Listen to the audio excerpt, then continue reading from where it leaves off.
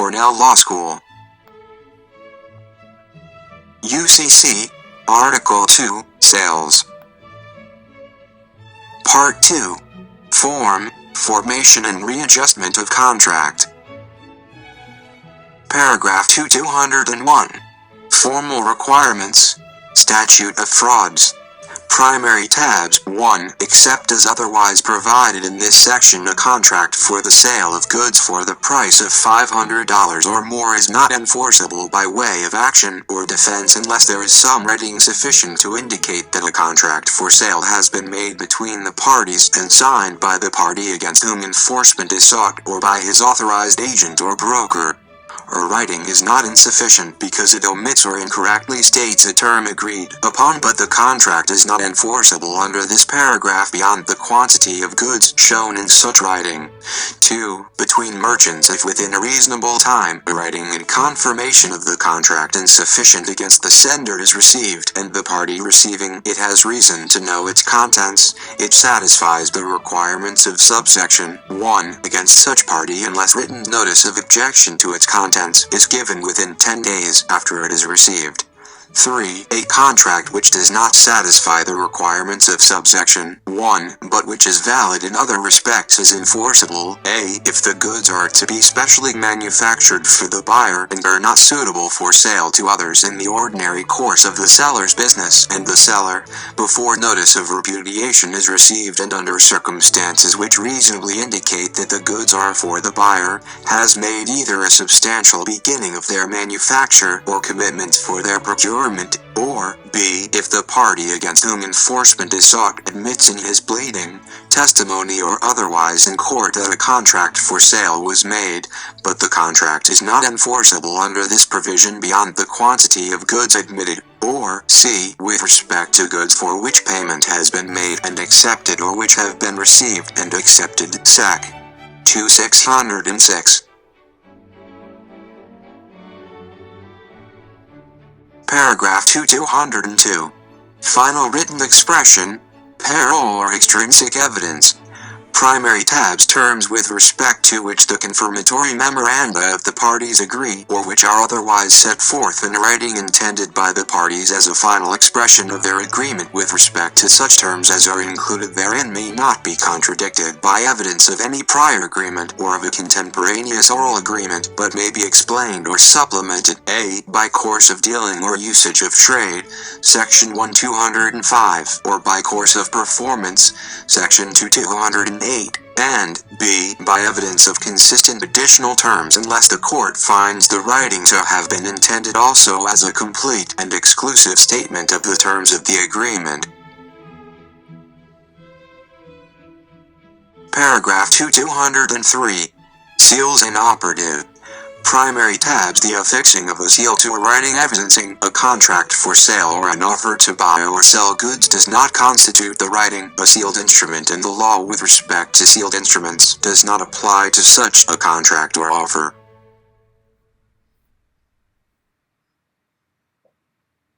Paragraph 204.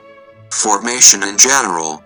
Primary tabs. 1. A contract for sale of goods may be made in any manner sufficient to show agreement, including conduct by both parties which recognizes the existence of such a contract. 2. An agreement sufficient to constitute a contract for sale may be found even though the moment of its making is undetermined. 3. Even though one or more terms are left open, a contract for sale does not fail for indefiniteness if the parties have intended to make a contract and there is a reasonably certain basis for giving an appropriate remedy.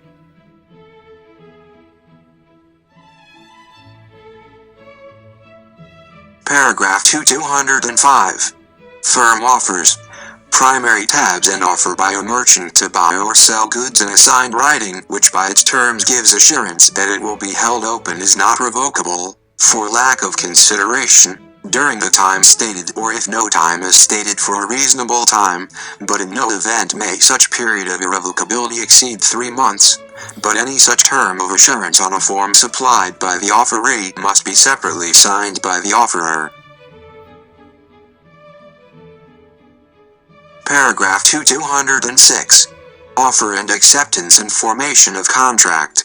Primary tabs 1. Unless otherwise unambiguously indicated by the language or circumstances, A. An offer to make a contract shall be construed as inviting acceptance in any manner and by any medium reasonable in the circumstances. B. An order or other offer to buy goods for prompt or current shipment shall be construed as inviting acceptance either by a prompt promise to ship or by the prompt or current shipment of conforming or non-conforming goods, but such a shipment of non-conforming goods does not constitute an acceptance if the seller seasonably notifies the buyer that a shipment is offered only as an accommodation to the buyer. 2. Where the beginning of a requested performance is a reasonable mode of acceptance, an offerer who is not notified of acceptance within a reasonable time may treat the offer as having lapsed before acceptance.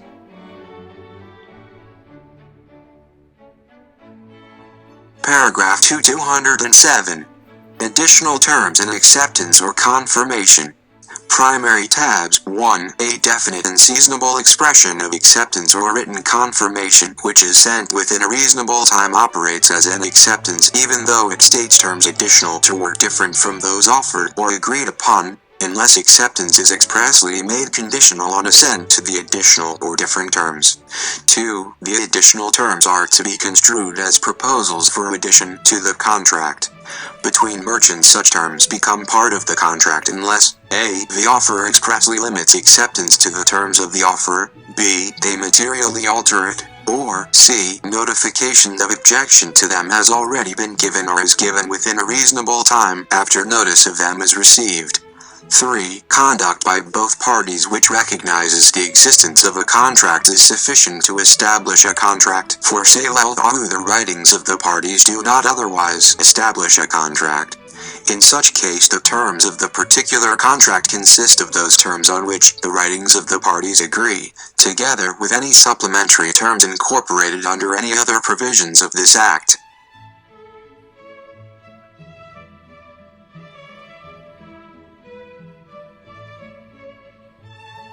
Paragraph 208. Course of performance or practical construction. Primary tabs 1. Where the contract for sale involves repeated occasions for performance by either party with knowledge of the nature of the performance and opportunity for objection to it by the other, any course of performance accepted or acquiesced in without objection shall be relevant to determine the meaning of the agreement.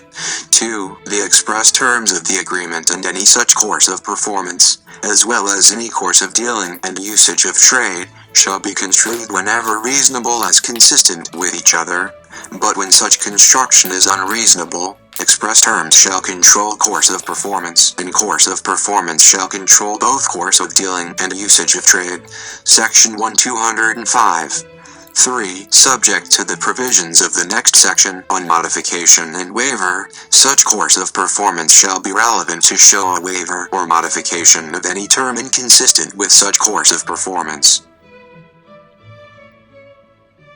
Paragraph 209. Modification, rescission and waiver. Primary tabs 1. An agreement modifying a contract within this article needs no consideration to be binding. 2. A signed agreement which excludes modification or rescission except by a signed writing cannot be otherwise modified or rescinded, but except as between merchants such a requirement on a form supplied by the merchant must be separately signed by the other party. 3. The requirements of the Statute of Frauds section of this article, Section 2201, must be satisfied if the contract is modified, is within its provisions. 4. Although an attempt at modification or rescission does not satisfy the requirements of subsection 2 or 3, it can operate as a waiver. 5. A party who has made a waiver affecting an executory portion of the contract may retract the waiver by reasonable notification received by the other party that strict performance will be required of any term waived, unless the retraction would be unjust in view of a material change of position in reliance on the waiver.